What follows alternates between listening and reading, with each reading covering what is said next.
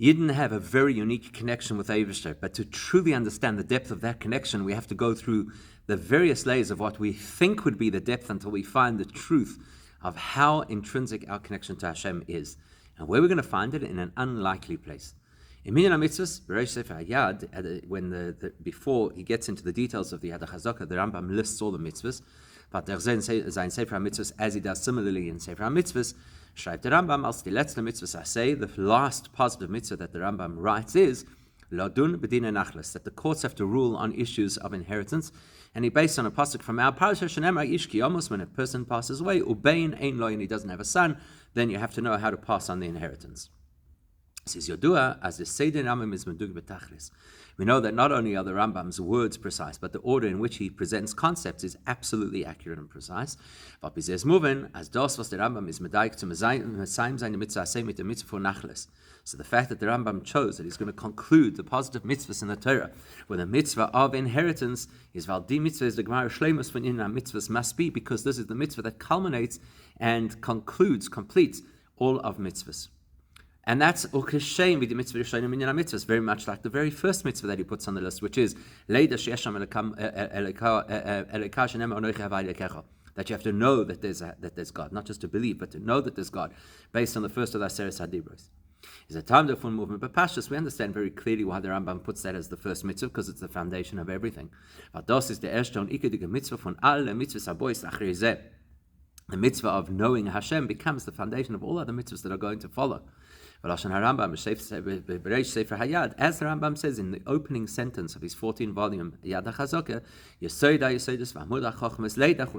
that the foundation of all foundations and the pillar of all wisdom is to know that there's an Eibishter. With the Rambam is Medaik Bereish Minyan HaMitzvahs, and the Rambam again specifies the same message when he lists the mitzvahs by saying mitzvah rishono chulei, that the first mitzvah, the precursor to the whole of Judaism, is to know the Eibishter. So in the same way as it does at the beginning, the same must apply to the final mitzvah, which is Lodem B'dinei Nachles, that the courts have to rule about inheritance. As he the mitzvah say that it's specifically chosen as the final of the positive mitzvahs. The Bible says the Siyum Gemara from other mitzvahs, because something about inheritance incorporates and concludes everything that mitzvahs are about, and we have to work out why. Now the truth is, you could push back and say there's actually a practical reason why Nachlos is the last mitzvah. Somebody could give a very simple, superficial explanation of why Nachles are the last mitzvah. Because all mitzvahs have to be performed during a person's lifetime. The mitzvah for Nachles is whereas inheritance, by definition, applies only after the person has passed away. So maybe that's the logical reason why the Rambam puts it all the way at the end, because it's after a person has completed their life's responsibilities. But when you think about it, it's actually a terrible stretch to try and use that as an explanation. Because there are many mitzvahs that the Rambam discussed quite a lot earlier. Mitzvahs that are associated with a person passing away, and what happens after they pass away. For example, the laws of burial. So surely those also should have been all the way at the end, if the reason is because you first discuss life and then post-life. Besides which, the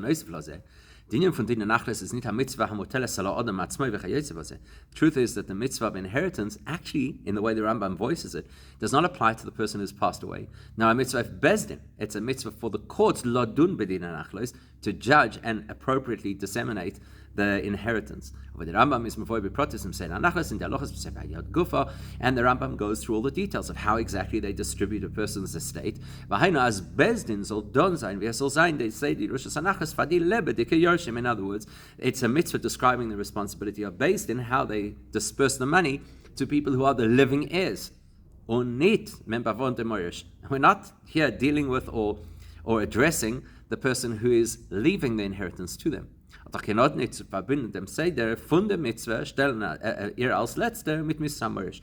actually it's not logical to say that the order in which this mitzvah appears at the end of all of the positive mitzvahs is because the person who gives the inheritance has passed away. So there's got to be a deeper reason. We've already alluded what that reason is, that somehow it's got to capture what mitzvahs are all about and the combination of mitzvahs. We'll have to work out how. There's another thing we need to understand, and that is if the mitzvah ladun b'din nachles, when the Rambam tells us that the mitzvah is to judge inheritance, Bring the Rambam the pasuk in Al Shenemar ki ish ki amos bein ein loy. As we mentioned, it's because the Rambam quotes the pasuk from our parasha that if a person passes away without a son. Now, in those words of the pasuk, we actually haven't yet heard about inheritance. These words do not convey the mitzvah of inheritance. Now, there are versions of the Rambam that include more words of the pasuk. That if he doesn't have a son, you transmit or transfer the inheritance to a daughter, etc.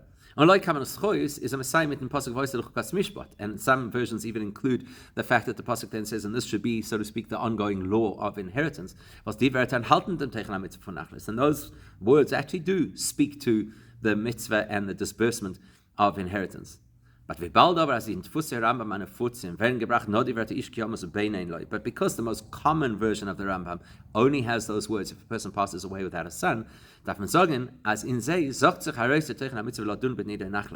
got to be something specifically about that scenario of the person who passes away without leaving a son behind that somehow will capture the real essence of what inheritance is all about. And we'll come back to that right at the end of the Sikha.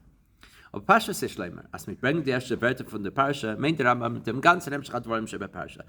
the easiest way to say this is, well, the Rambam is just giving us the first few words of an entire section of Torah, and in doing so, is actually referencing the entire section, as the Rambam does on other topics.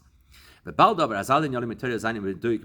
going back to what we said before, that everything in Torah and in the Rambam's teachings is absolutely precise, is mistavaloma, but fratas the Rambam is not moisif dod and v'rot v'gomel the Rambam is if hemshach parasha. Still, the fact that the Rambam chose these words and he did not append an etc. to it, as in that yes, of course, he expects us to pay attention to the whole section in the Torah and learn details of inheritance from the section in the Torah, but somehow the Rambam identifies in these specific words a person who passes away without a son, that captures the essence of what inheritance is all about. Again, as we'll see right at the end of the Sikha.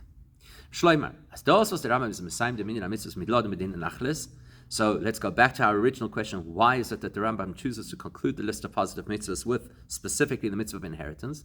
Is that derech v'megefind as the seder, as the sim from Siddur Misha is mit and Maimer actually reflects a theme, very similar theme, at the end of the whole of Mishnayos, where the Mishnah concludes with this comment. That the Eibush is going to bequeath, same word, it's a word of inheritance, 310 worlds to every single tzaddik. And it quotes from the pasuk that says, I have the capacity to give inheritance to those who love me. So Mefarshim point out, why is it that this is what was chosen to conclude the whole of Mishnayos?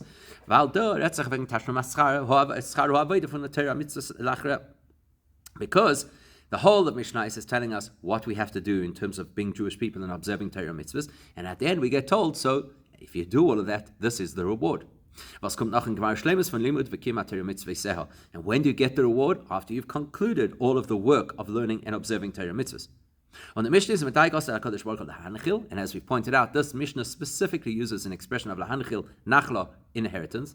But the Gimul, was kumping mara avodah to Torah mitzvahs, is der lahanchil, because the great reward that we're going to get, the 310 worlds, that is the inheritance that we receive for having been committed to Torah mitzvahs. So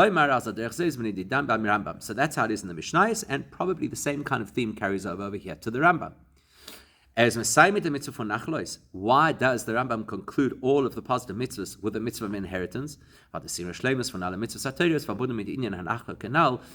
the culmination, the conclusion, the reward for all of mitzvahs is tethered to, expressed in the theme of inheritance, and we have to understand how. To get there, let's just take a moment to look at the context. When and under what circumstances were the laws of inheritance shared in the Torah? To explain all of this, we're going to introduce that important principle, context. Parshas Nachlos steht in der Torah als Hemshach zum Inyan HaYerush v'Achluka von Eretz Yisrael. The story of inheritance, the laws of inheritance, follow the part of the Torah where we were told about how to divide Eretz Yisrael between all of the Shvatim. So we're told that you divide up Eretz Yisrael. Then, the daughters of Tzlafcha came with a complaint. What about us? We also want to have an inheritance because our father had no sons, and we want to share the inheritance of our uncles. And if them is gekommen the parsha, then Moshe went to consult with Eibishter and came back with a parsha which is Ish ki amos gomer, that if a person passes away without a son, this is the full version of how inheritance works. So therefore, therefore there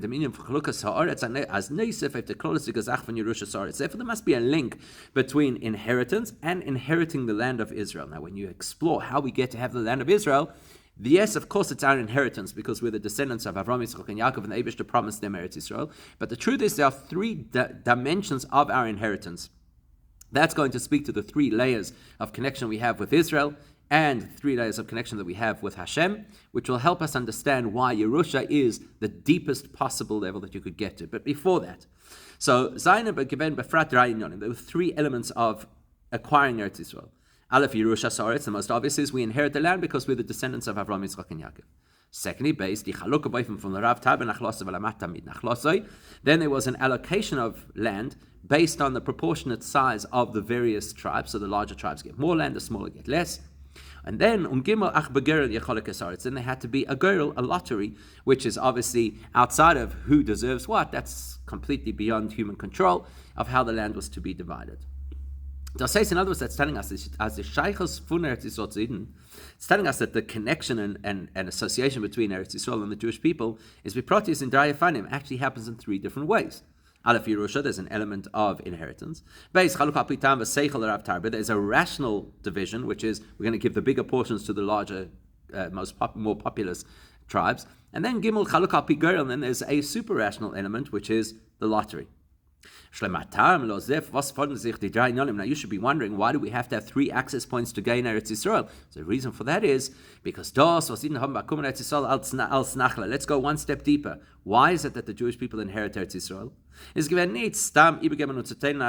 It's not some arbitrary thing that Hashem selected a piece of geography and said, this is going to be for the Jewish people. But rather, Eretz Yisrael is doch nachlas Hashem.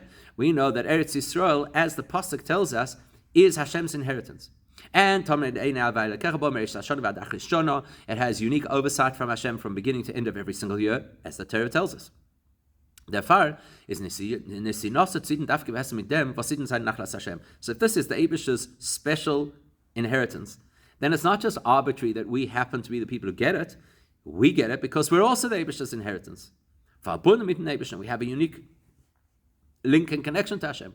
Or Kamayim Chazal, like the Medrash Tanchuma says, Amar HaKadosh Baruch Hu, the Eibishter says, Yavoyu Yisrael Shabol Lechelki, let the Yidden who entered into my portion, let them inherit the land which is in my portion. In other words, there's an intrinsic relationship between the land and Hashem, and an intrinsic relationship between Hashem and the Jewish people. Therefore, there's an intrinsic relationship between the Jewish people and the land. Aber Meile ist in der Sinne von Eretz Yisrael nachlas Hashem zu Megalen und ist ein Ausdruck von ihnen verbunden mit den Eibishter. So therefore, it's not just simply giving us a place to live, a homeland, a nation state. It's the Eibishter giving us a piece of land to illustrate and to share the depth of connection that He has with us. So the better we understand our relationship with the land, the better we understand our relationship with Hashem, and that's got 3 layers to it.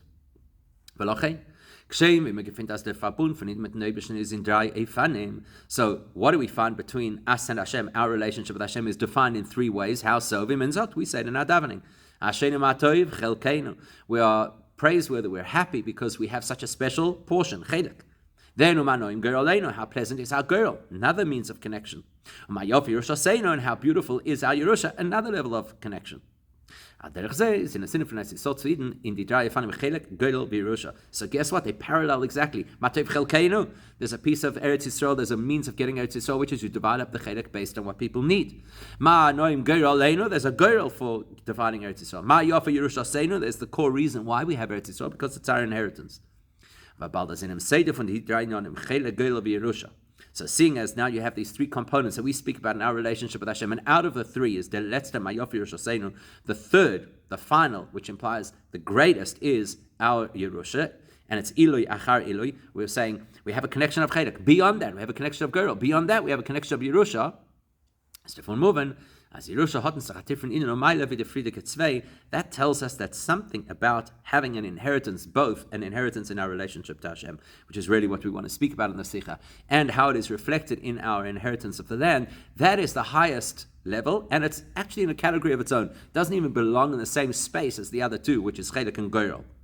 So we need to understand what that all means. We need to appreciate. Aleph. Firstly,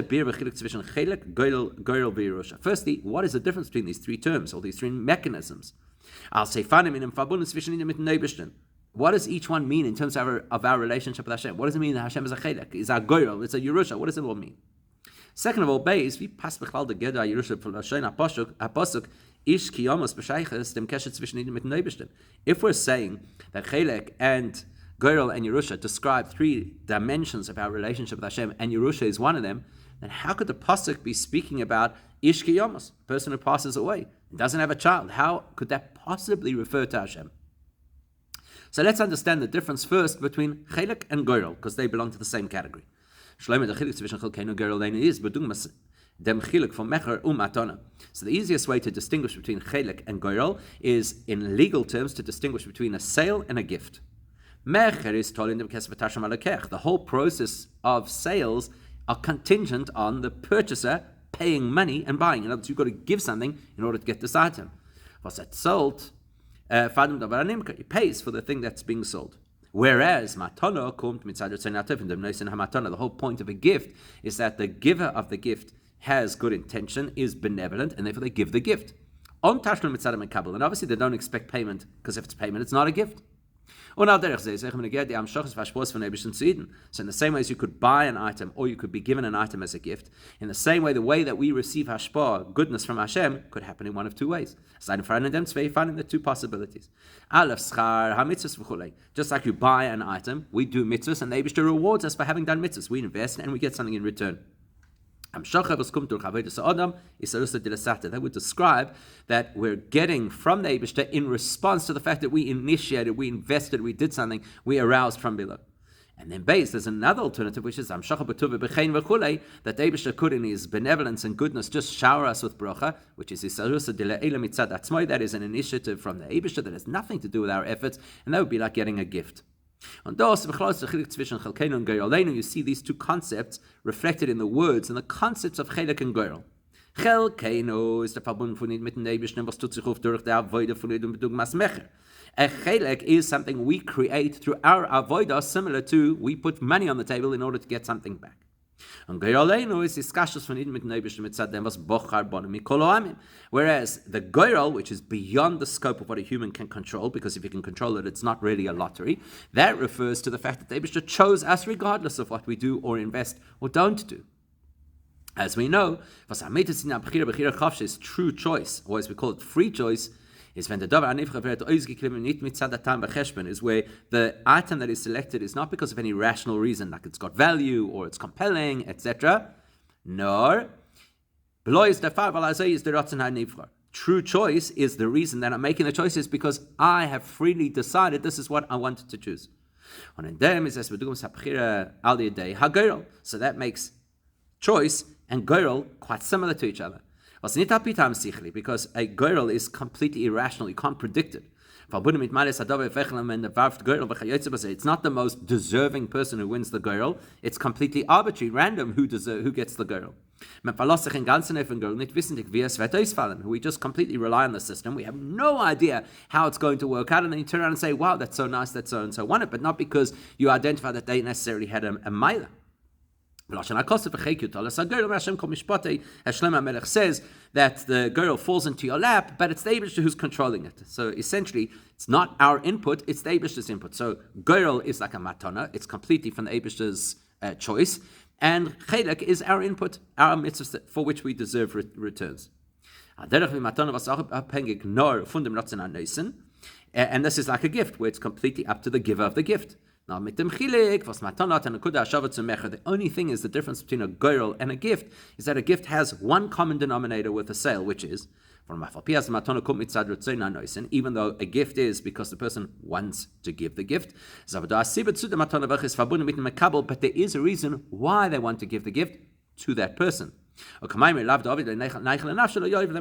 Gemara tells us, unless the person had done something that kind of generates favor, you would never be giving them the gift. In other words, you have to like the person to some extent. Whereas a girl, none of that applies. There's absolutely no link that you could create between the winner of the girl and the mechanism of the girl. Okay, so let's take it deeper. Dinyan von Chelkenu, the concept of Chelkenu, which so far we've just said is our input, our efforts, actually there's an element of our intrinsic makeup that also belongs in the world of Chelkenu. How so? It says, Chelkenu doesn't only describe our efforts and our service of Hashem, but it describes an element of our core being. Why? Because the pasuk tells us that our neshama is a chelek. There's the word, the linking word, chelkenu, a portion of Hashem. And Tanya, as Alter Rebbe tells us in the beginning of Tanya, that our neshama is literally a piece of Hashem. So that's a little bit more than an arbitrary connection, right? Like in a girl, this is a chelek. You have something in common. You have something of yourself invested. The Eibush is kind of invested in us. So the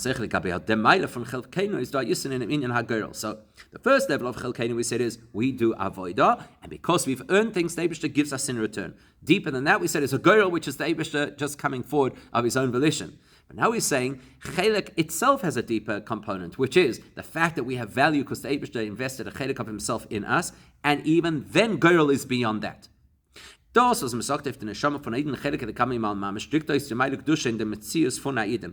say that our neshama is a piece of Hashem, we're identifying a value that we as individuals, as entities, have. Which would explain why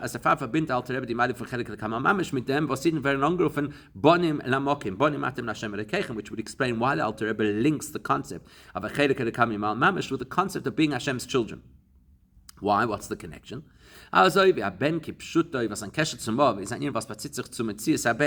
The special bond between a father and a child is because the child is an individual who is that person's child. It's not completely random, it's not completely arbitrary. It's because they have a value. They're a child. They're special in my life. And therefore, if we're identifying Chelkenu as our uniqueness because we have a neshama, that still belongs in the category of value we bring to the table, like the purchaser who brings money to the table and therefore can buy something. Value we bring to the table because we have this unique neshama and we have this unique connection to Hashem as his children. Therefore, Hashem wants to give us things. Whereas the concept of Goyrel, which is reflecting Hashem's choice that we should be his people, is that's not because there's something innate about us that is valuable and therefore the Eibishter wants us, because then it wouldn't be a choice. Because whatever greatness we may have, including the peace of godness within ourselves, has its limits. Because if it's Kedusha linked to and bespoke to my being, I'm a limited being. Therefore, such Kedusha is also limited. Whereas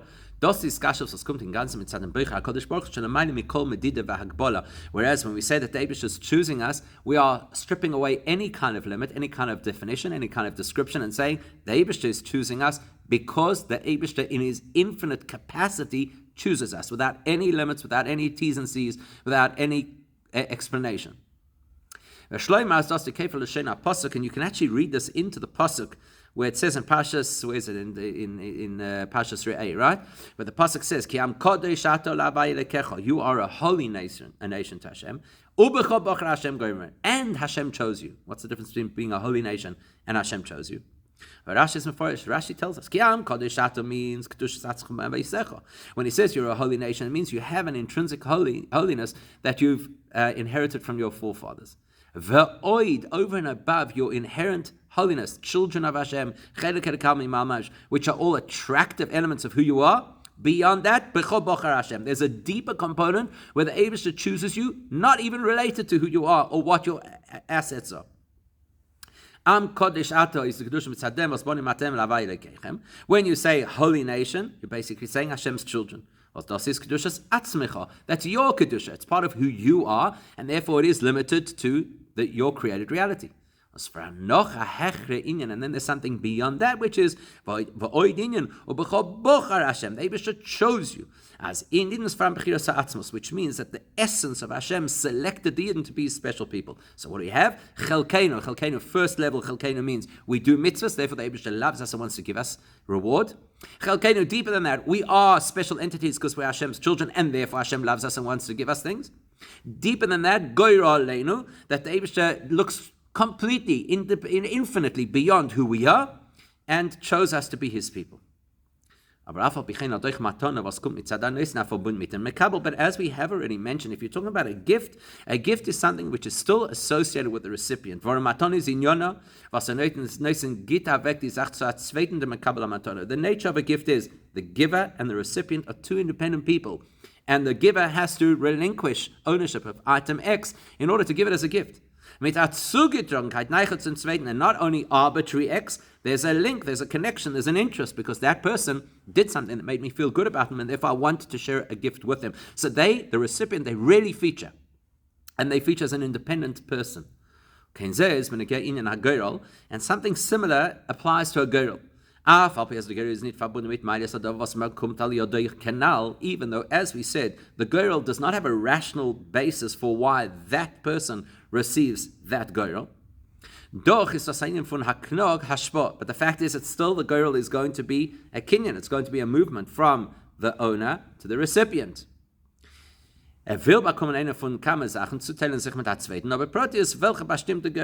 So either a person wants to get something and the girl is going to decide whether or not they get it, or there's something that has to be divided between a few people and the girl is going to decide which elements go to which people. Same principle. You're still transferring from A to B, from owner to recipient.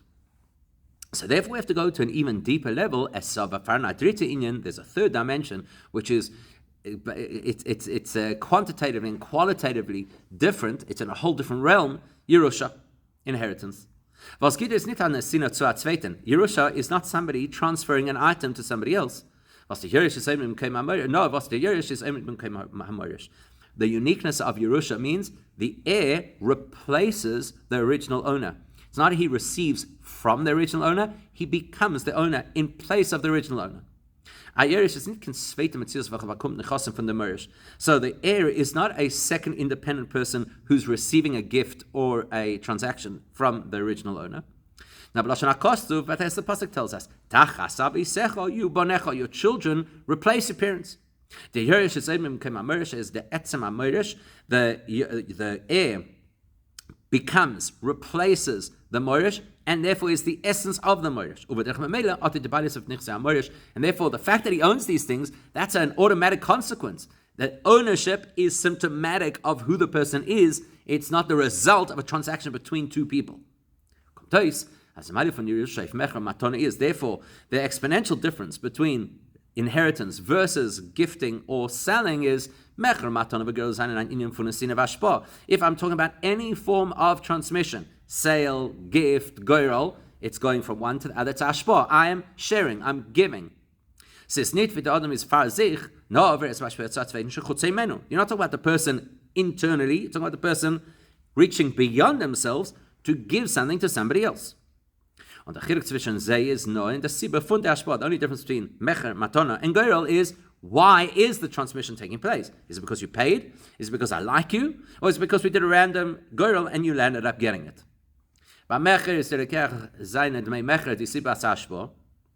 In purchase, the money is the cause for the transaction. In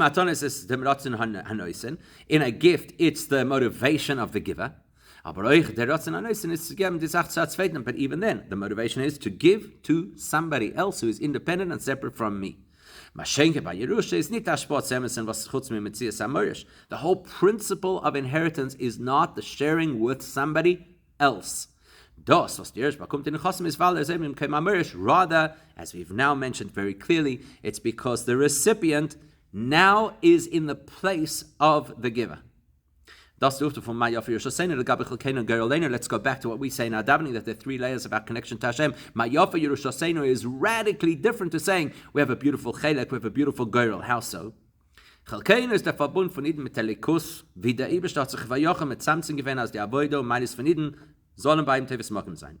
If we're describing Chelkeinu, we're talking about how the Eberste has kind of entered our world to the extent that who we are makes a difference. Like, wow, you're my children, I love you. Noch mehr, legabe dem Eibischen allein ist k'mo shenemer gam ben v'och ein loy. Sorry, lost the place. Und das, was in den Fern Angriff von Shem Bonim ist nur, wie der Eibische sich mit Samsung verjochen in dem Teir von Av.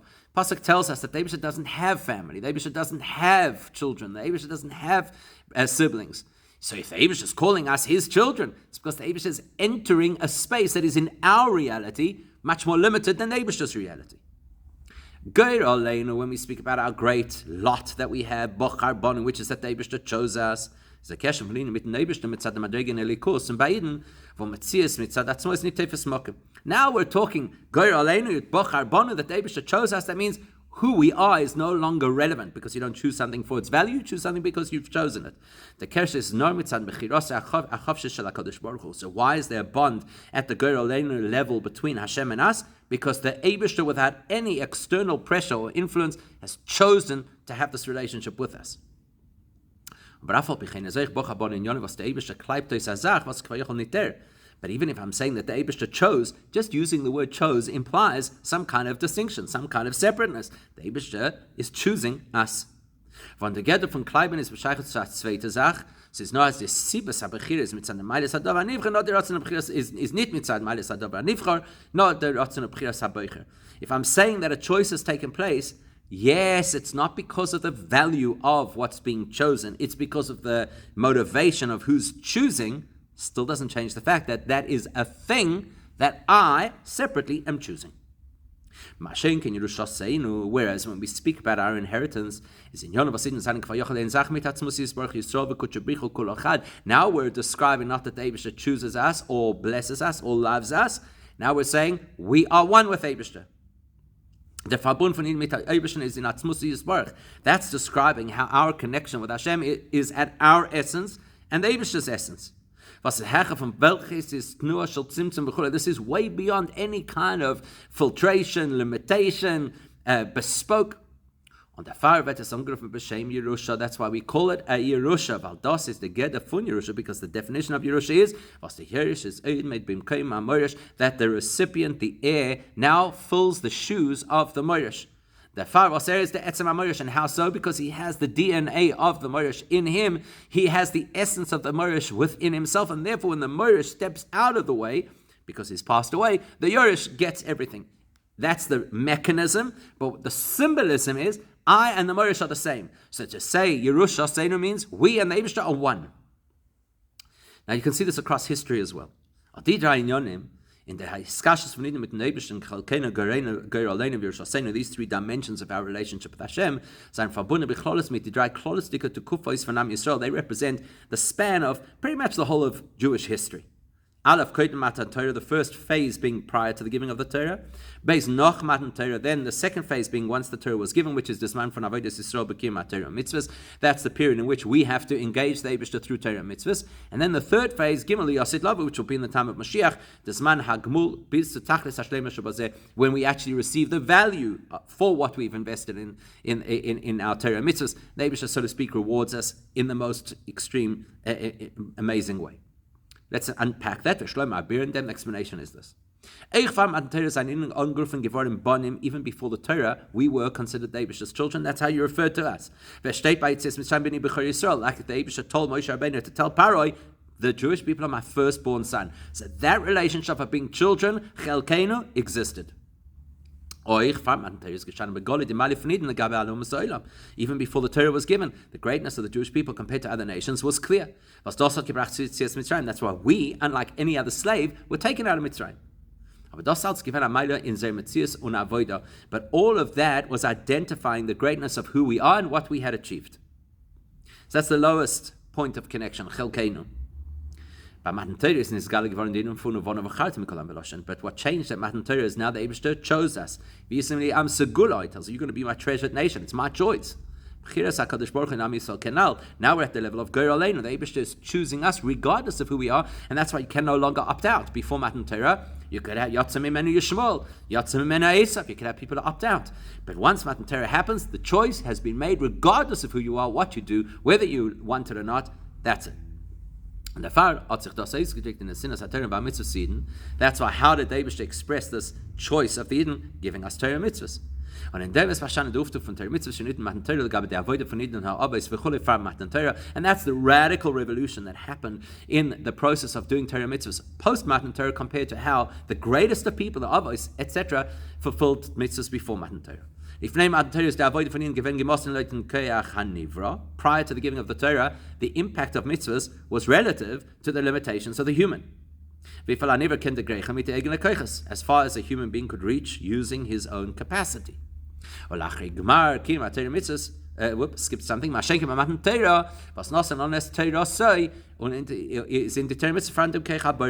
the Abishah gave us the Torah, he gave us his Torah. He empowered us with his power. Now mitzvahs are not limited to human capacity. Now mitzvahs have huge capacity. It's the Abishah's world. It's Bechira.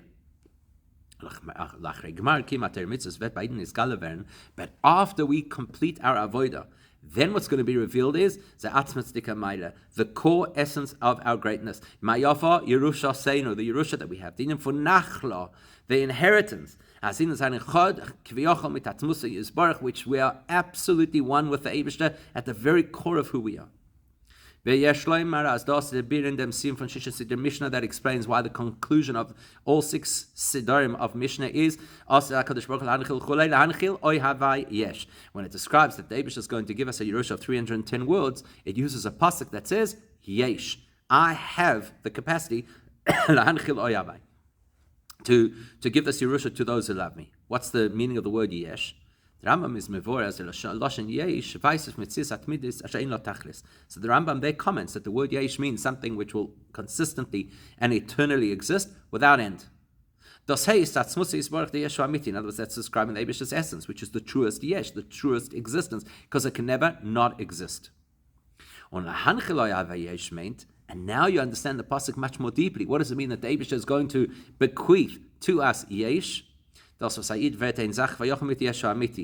Eibusha is going to give us access that we become one with the truest yesh. In other words, Hashem's essence. That's the why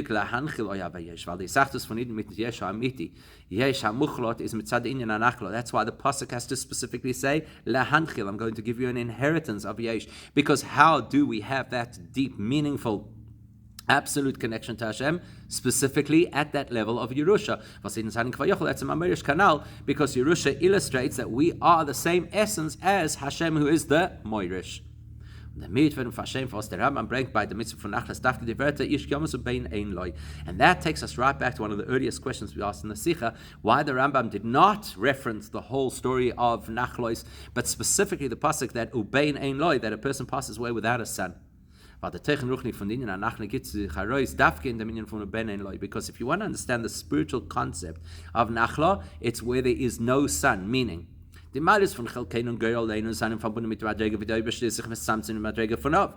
Eibishter is giving us from the perspective of Chelkeinu, or even at the perspective of Goyer Aleinu, the Eibishter has limited himself into the role of father. And therefore he's giving us all these beautiful things. And once the Eibusha takes on the role of father, that allows the possibility of us being children and being, so to speak, independently as children. In Eden, even at that level of Goyer Aleinu, which is so powerful because the Eibusha is choosing us without us having to, so to speak, earn that choice. But what does it mean? The Eibusha is choosing us to become his children. So there's still a relationship that exists between two individuals or two entities. Whereas when we describe the Eibusha bequeathing us, the concept of inheriting a connection to Hashem, that means we're talking about Hashem's essence. At that level, there is no son.